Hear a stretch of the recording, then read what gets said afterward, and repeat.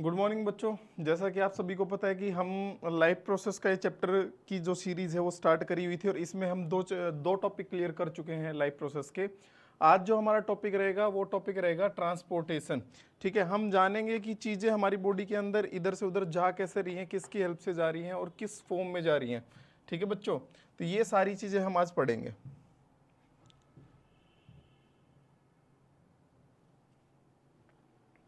I hope इससे से पहले से जितने भी लेक्चर हुए आप उनको अच्छे से समझ पा रहे होगे। ठीक है, अगर कोई भी इश्यू आता है तो आप मुझसे पूछ सकते हैं इस बारे में।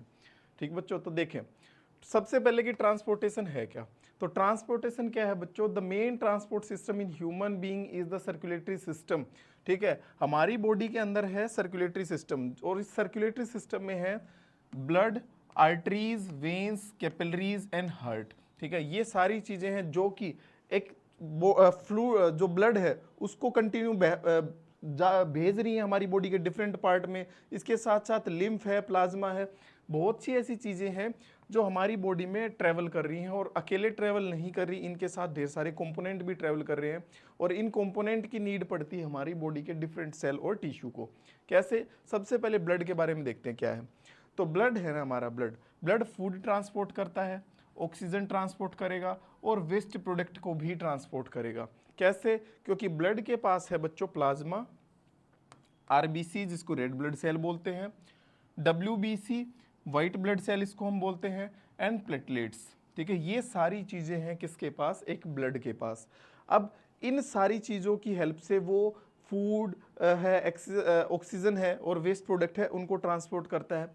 ठीक है, ये इसके बाद प्लाज्मा की अगर बात करें, ठीक है, प्लाज्मा की अगर बात करें तो प्लाज्मा क्या रखेगा? प्लाज्मा खुद अकेला ट्रांसपोर्ट करेगा फूड को, वाटर को, कार्बन डाइऑक्साइड को और नाइट्रोजनस वेस्ट को। तो प्लाज्मा भी सेपरेटली वर्क करेगा। आरबीसी है वो अकेली किसको ट्रांसपोर्ट कराती है? वो ट्रांसपोर्ट कराती है ऑक्सीजन को। ठीक है बच्चों, डब्ल्यूबीसी की बात करें तो हमारी बॉडी में एज ए सोल्जर काम करती है। सोल्जर काम करेगी तो सीधी सी बात है माइक्रोब्स हैं जितने भी हमारी बॉडी में उनको डिस्ट्रॉय कर देगी। तो एक तरीके से हमारी बॉडी को प्रोटेक्ट करने का काम कौन करेगा? डब्ल्यूबीसी। फिर बचते हैं भैया तीसरी सेल, कौन सी? प्लेटलेट्स। कहाँ काम आएंगी? Clotting of blood. Clotting of blood का मतलब क्या है बच्चों? जब भी चोट लग जाए, इंजरी हो जाए तो खून जो बहेगा कुछ टाइम के बाद वो खून रुक जाता है, जम जाता है। किसकी हेल्प से? सिर्फ और सिर्फ इसकी मेहरबानी है। किसकी? प्लेटलेट्स की। अगर ये नहीं होगा तो खून का जमना नहीं पॉसिबल होगा। ठीक है बच्चों, फिर हम देख लेते हैं आर्टरीज के बारे में कि आर्टरीज क्या है। तो अगर हार्ट से ऑक्सीजनेटेड ब्लड को लेके जाना है डिफरेंट बॉडी के पार्ट्स के पास तो जरूरत पड़ेगी किनकी? आर्टरीज की। ठीक है, तो कैरी प्योर ऑक्सीजनेटेड ब्लड किससे? हार्ट से लेके जाएंगी। किधर लेके जाएंगी? टू ऑल बॉडी पार्ट्स, अलग अलग बॉडी पार्ट्स तक लेके जाएंगी। इनकी नेचर की बात करें ना बच्चों तो ये थिक वॉल है, मोटी चमड़ी है भैया इनके पास, and do not have wall, और इनके अंदर कोई वॉल्व नहीं होता। ठीक है, ऐसे ही सेम हम देखते हैं फिर वेन्स के बारे में। तो बॉडी में जितना भी डीऑक्सीजनेटेड ब्लड है उसको कैरी करना है तो कौन आएगा? वेन्स आएगी। तो वेन्स है ना डीऑक्सीजनेटेड ब्लड को लेके जाएंगी, इम्प्योर ब्लड को लेके जाएंगी, ये बोल सकते हैं। ठीक है, किसके पास लेके जाएंगी? हार्ट के पास। ये हार्ट से लेके जा रही थी कौन? आर्टरी। ये हार्ट के पास लाएंगी कौन? वेन्स। ठीक है, अब नेचर की बात करें वेन्स की तो बच्चों नेचर में देखो पिछले वाली थिक थी तो ये थिन वॉल है और इनके पास वॉल्व प्रेजेंट है। ठीक है, क्लियर है बच्चों? तो यहां से डिफरेंस का ही पता लगता है आर्टरी और वेन्स के बीच में क्या डिफरेंस है। ठीक है, फिर नेक्स्ट हम देखते हैं कैपिलरीज के बारे में। तो कैपिलरीज क्या है बच्चों? Capillaries are narrow blood vessels, बहुत पतली सी पाइप है, ब्लड वेसल्स हैं। ठीक है, जो किसको कनेक्ट करती है बच्चों? आर्टरीज को और वेन्स को कनेक्ट करती है। ठीक है, अब कनेक्शन का रीजन क्या है? तो इनके कनेक्शन का रीजन है कि एक्सचेंज करेंगी आपस में किस चीज का? फूड का, वाटर का, ऑक्सीजन का, कार्बन डाइऑक्साइड का। किसके बीच में एक्सचेंज हो रहा है? तो ये एक्सचेंज हो रहा है बच्चों ब्लड के और सेल के बीच में। ठीक है, किसके थ्रू एक्सचेंज हो रहा है? कैपिलरीज के। तो एक तरीके से ब्रिज का काम करती हैं टिश्यू और ब्लड के बीच में। ठीक है ना, तो ये सारे कंपोनेंट थे किसके? ह्यूमन जो ट्रांसपोर्ट सिस्टम है उसमें, या ह्यूमन सर्कुलेटरी सिस्टम है उसमें।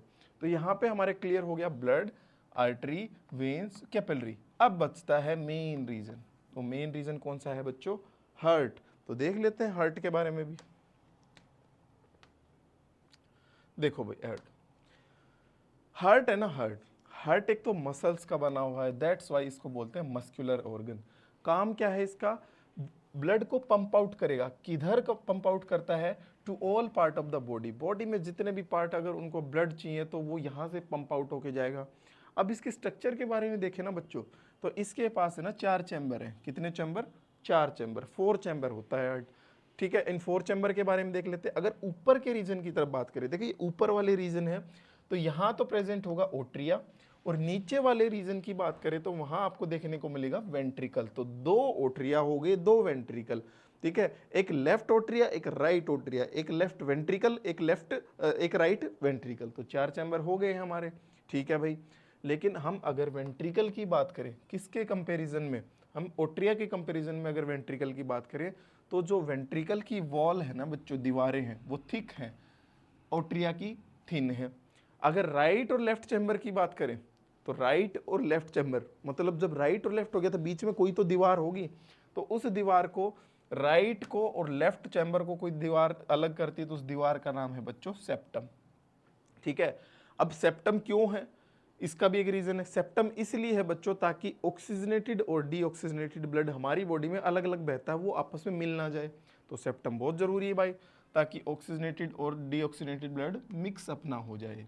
ठीक है, और एक और बात, जो ओट्रिया में और वेंट्रिकल में वॉल्व प्रेजेंट है, देखो ये है ना, ये यहाँ पे, यहाँ से एक रास्ता बनता है और यहाँ वो होते हैं वॉल्व, यहाँ पे भी वॉल्व।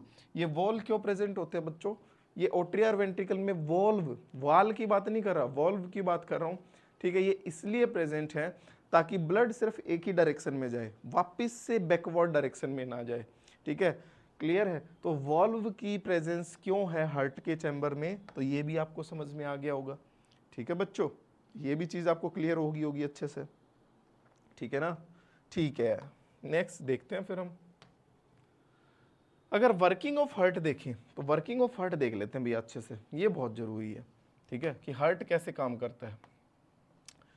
तो पहले तो मैं आपको डायग्रामेटिकली बताता हूँ वो चीज क्या है। देखो ये हार्ट है भाई, ठीक है, ये हार्ट है। यहां पे ना, यहां पे ये मेन रीजन हार्ट, ये लंग्स है, यहां पे कोई टिश्यू मान लो आप, नीचे टिश्यू रीजन हो गया। सबसे पहले यहां लंग्स से ना, मैं कलर थोड़ा दूसरा ले लेता हूं, यहां से ना बच्चों, यहां से ब्लड आएगा लंग्स से किसके पास, पहले आएगा राइट, नहीं सॉरी, यहां पे आएगा लेफ्ट ओट्रिया के पास। ठीक है, लेफ्ट ओट्रिया से ब्लड यहाँ पे आएगा लेफ्ट वेंट्रिकल के पास, यहाँ पे लेफ्ट वेंट्रिकल है, और लेफ्ट वेंट्रिकल से ये यहाँ से पाइप वापस से निकलता है और वो कहाँ चला जाएगा, टिश्यू के पास चला जाएगा। ठीक है, टिश्यू से फिर वापस ब्लड दौड़ के आता है किसके पास, वो दौड़ के आएगा राइट ओट्रिया के पास, राइट ओट्रिया से राइट वेंट्रिकल में, और राइट वेंट्रिकल से वापस किधर लौट जाएगा, वो लौट जाएगा लंग्स के पास ही। ठीक है, तो ये तो होगी डायरेक्शन ब्लड की, किधर से किधर जाता है। अब देख लेते हैं कैसे।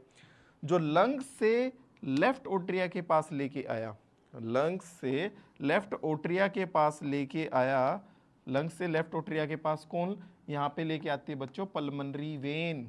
ठीक है, पल्मनरी वेन। अब एक चीज और, जितनी भी वेन्स हैं वो तो डीऑक्सीजनेटेड ब्लड लेके जाती थी, लेकिन पल्मनरी वेन एकमात्र ऐसा एक्सेप्शन है जो ऑक्सीजनेटेड ब्लड लेके जाती है। ऐसे ही आर्टरी के अंदर, आर्टरी सारी की सारी ऑक्सीजनेटेड ब्लड कैरी करती हैं, लेकिन एकमात्र ऐसी आर्टरी है कौन सी, पल्मनरी आर्टरी, जो डीऑक्सीजनेटेड ब्लड कैरी करेगी। ठीक है, तो यहाँ लंग्स से लेफ्ट ओट्रिया तक ब्लड लेके आया पल्मनरी वेन, कैसा ब्लड, ऑक्सीजनेटेड। अब यहाँ लेफ्ट ओट्रिया से लेफ्ट वेंट्रिकल में भी जाएगा ब्लड, तो और लेफ्ट ओट्रिया से लेफ्ट वेंट्रिकल में जाएगा ब्लड। ठीक है, तो सीधी सी बात है भैया, यहाँ वॉल्व प्रेजेंट है, उन वॉल्व के थ्रू जाएगा। तो यहाँ जो वॉल्व प्रेजेंट होता है उसको बोलते हैं बच्चों बाइकस्पिड वॉल्व। ठीक है, यहां तक आ गया खून। ठीक है भाई, अब लेफ्ट वेंट्रिकल से टिश्यू के पास भी जा रहा है ब्लड, और ये कौन लेके जा रहा है, ठीक है, तो ये लेके जा रहे हैं भैया एरोटा। ठीक, कौन लेके जा रहा है, एरोटा। ठीक है, अब टिश्यू ने उस ऑक्सीजन का यूज कर लिया तो CO2 प्रोड्यूस करना स्टार्ट करेगा, CO2 बनाएगा, सीधी सी बात वापस लौट के आएगी। किसके पास लौट के आएगी? वो लौट के आएगी राइट ओट्रिया के पास। और लेके कौन आएगा इसको यहां तक? टिश्यू से राइट ओट्रिया तक कौन लेके आता है? तो लेके आते हैं वेना केवा। अब राइट ओट्रिया से राइट वेंट्रिकल में जाएगा ब्लड, राइट वेंट्रिकल में जाएगा तो सीधी सी बात है यहां भी वॉल्व प्रेजेंट है, और यहां वाले वॉल्व्स को बोलते हैं बच्चों ट्राइकस्पिड वॉल्व, ठीक है ना। अब यहां से वापस लौट के जाएगा लंग्स के पास, और लंग्स के पास ब्लड कौन लेके जाएगा? राइट वेंट्रिकल से लंग्स के पास, तो वो होगी पल्मनरी आर्टरी, पल्मनरी आर्टरी, ठीक है। यहां भी वॉल्व प्रेजेंट होते हैं वेंट्रिकल में नीचे, ठीक है। ये हमारा एरोटिक सेमिलुनर वॉल्व बोलते हैं, और ये हमारा पल्मनरी सेमिलुनर वॉल्व बोलते हैं। ये हमारा AORITC aortic pulmonary aortic semilunar valve है। और यहां पे जो वॉल्व है राइट वेंट्रिकल में, इसको बोलते हैं बच्चों पल्मोनरी सेमिलुनर वॉल्व, ठीक है। तो इस तरीके से ब्लड का फ्लो होता है, इस तरीके से ब्लड का फ्लो होता है लंग्स से हार्ट के पास, हार्ट से टिश्यू के पास, टिश्यू से वापस हार्ट के पास, हार्ट से वापस लंग्स के पास।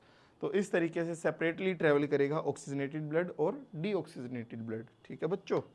नेक्स्ट देखते हैं, अब थ्योरेटिकली देख लेते हैं इसी चीज को।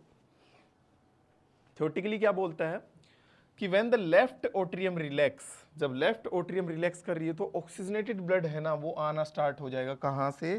लंग से, ठीक है। कहां पे? किसके थ्रू? पल्मनरी वेन के थ्रू, हमने अभी अभी बताया, ठीक है। व्हेन इट कॉन्ट्रैक्ट, अब रिलैक्स पे थी, कॉन्ट्रैक्ट करेगी, यूं पिचक जाएगी तो वो खून आगे की तरफ जाएगा। आगे कहाँ? लेफ्ट वेंट्रिकल के पास जाएगा, ठीक है। लेफ्ट वेंट्रिकल के पास जाएगा तो सीधी सी बात है। अब एक चीज देखो, लेफ्ट वेंट्रिकल से ने भी तो आगे भेजना, अपने पास रख के करेगी क्या लेफ्ट वेंट्रिकल? तो लेफ्ट वेंट्रिकल भी ऐसे कॉन्टैक्ट हो जाएगी। लेफ्ट वेंट्रिकल उस ऑक्सीजनेटेड ब्लड को भेज देगी आगे ऑर्गन्स में, ठीक है। ऑर्गन्स में टिश्यू आएंगे हमारी बॉडी के, और किसके थ्रू भेजती है? एरोटा के थ्रू, ठीक है ना। अब जो ऑक्सीजन है उसको यूज कर लिया बॉडी पार्ट्स ने, यूज कर लिया ना, यूज कर लिया तो सीधी सी बात है अब ब्लड कैसा हो गया? डीऑक्सीजनेटेड। और डीऑक्सीजनेटेड है तो ब्लड किधर जाएगा? राइट ओट्रियम में जाएगा। किसके थ्रू? वेना केवा के थ्रू, ठीक है बच्चों। अब वेना केवा के थ्रू राइट ओट्रियम में चला गया, ठीक। अब राइट ओट्रियम को भी कॉन्टैक्ट होना पड़ेगा और खून आगे की तरफ निकल जाएगा। फिर आगे कौन बैठा है? राइट वेंट्रिकल, ठीक है। राइट वेंट्रिकल से फिर किधर? फिर से वो वापस दो लौट के चला जाएगा किधर? लंग्स के पास, और किसके थ्रू? पल्मनरी आर्टरी के थ्रू, ठीक है ना। तो इस तरीके से पूरी एक साइकिल कवर होती है ब्लड की, ठीक है, जिसको हम बोलते हैं डबल सर्कुलेशन। क्योंकि डबल सर्कुलेशन इसलिए बोला, खून एक बार ऑक्सीजनेटेड की फॉर्म में हार्ट के पास आया, एक बार डीऑक्सीजनेटेड की फॉर्म में गया है, ठीक है बच्चों। ये तो हो गया ब्लड की कहानी। अब हम जो कहानी देखेंगे वो है लिम्फ की, ठीक है। लिम्फ ब्लड की तरह ही एक फ्लूइड है, बशर्ते कलरलेस है, ठीक है, बशर्ते कलरलेस है, कोई कलर नहीं है इसके अंदर, इंटरसेलर स्पेस के अंदर मिलेगा, ठीक है। It is found from the plasma, बनता किससे है? प्लाज्मा से बनता है। कैसे? जब प्लाज्मा कैपिलरी में दौड़ रहा होता है तो धीरे धीरे वहां से रिस्क के नीचे गिरता है, ठीक है। और वो नीचे जो गिर रही है वो चीज वो लिम्फेटिक कैपिलरीज में गिर रही है, लिम्फ, और वो जो फ्लूइड है उसको हम बोलते हैं लिम्फ, और लिम्फ वेसल्स उसको कलेक्ट करेंगी, ठीक है ना। क्लियर है बच्चों? अब लिम्फ अपने साथ क्या क्या ट्रांसपोर्ट करेगा? तो उसमें आ जाती है फैट, ठीक है। फैट का ट्रांसपोर्ट नहीं बल्कि फैट का ट्रांसपोर्ट के साथ साथ डाइजेशन भी कराएगा, ठीक है। Drain access fluid from the intercellular space back into the blood, और इससे ज्यादा अगर कोई भी फ्लूइड है तो वापस से ब्लड के अंदर लौट जाएंगी वो चीजें। और it contain lymphocyte which kill germs and protect the body, और इसके साथ साथ ये चीजें जो लिम्फ है लिम्फोसाइट रखेगा ताकि ये इम्यून सिस्टम में हेल्प कर सके बॉडी की, ठीक है बच्चों। तो ये हमारा था लिम्फ ब्लड के साथ साथ, क्लियर है। इसके बाद नेक्स्ट टॉपिक हम देखते हैं। नेक्स्ट टॉपिक देखो कि हमने तो बात की 4 चैम्बर हार्ट की, जो कि हमारे अंदर प्रेजेंट था, ह्यूमन के अंदर प्रेजेंट था। इसके अलावा देखो हमारे अंदर 4 चैम्बर हार्ट है, जिसमें राइट और लेफ्ट में डिवाइड है। लेफ्ट रीजन ऑक्सीजनेटेड कैरी करेगा तो राइट रीजन डीऑक्सीजनेटेड कैरी करेगा। ठीक है, ये बात तो सिंपल सी समझ आती है। लेकिन इसके अलावा भी हर्ट के चैम्बर हैं, किसमें, एम्फीबिया के अंदर और रेप्टाइल्स के अंदर। कैसे चैम्बर है बच्चों, 3 चैम्बर हर्ट है। ठीक है, 3 चैम्बर में 2 तो ओट्रिया मिलेंगी आपको, 1 वेंट्रिकल मिलेगा, और ऑक्सीजनेटेड डीऑक्सीजनेटेड ब्लड जो है ना मिक्सअप जरूर होगा यहाँ पे। ठीक है, क्लियर है बच्चों। फिर जो नेक्स्ट देखते हैं हम फिश के अंदर, यहाँ केवल और केवल 2 चैम्बर हर्ट ही देखने को मिलता है। ठीक है, 2 चैम्बर में एक ओरिकल और एक वेंट्रिकल, तो यहाँ भी ऑक्सीजनेटेड और डीऑक्सीजनेटेड का मिक्सअप डेफिनेटली होगा।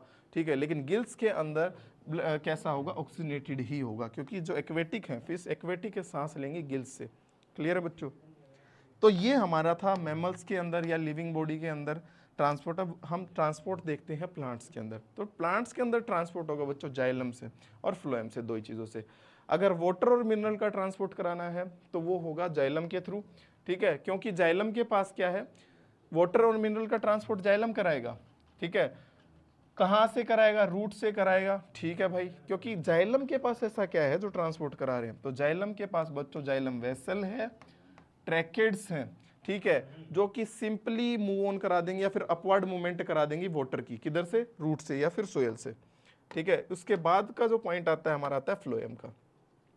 ठीक है, सिर्फ फूड की बात की जाए प्लांट्स में तो फूड ट्रांसपोर्ट होगा किसके थ्रू, फ्लोएम के पास थ्रू।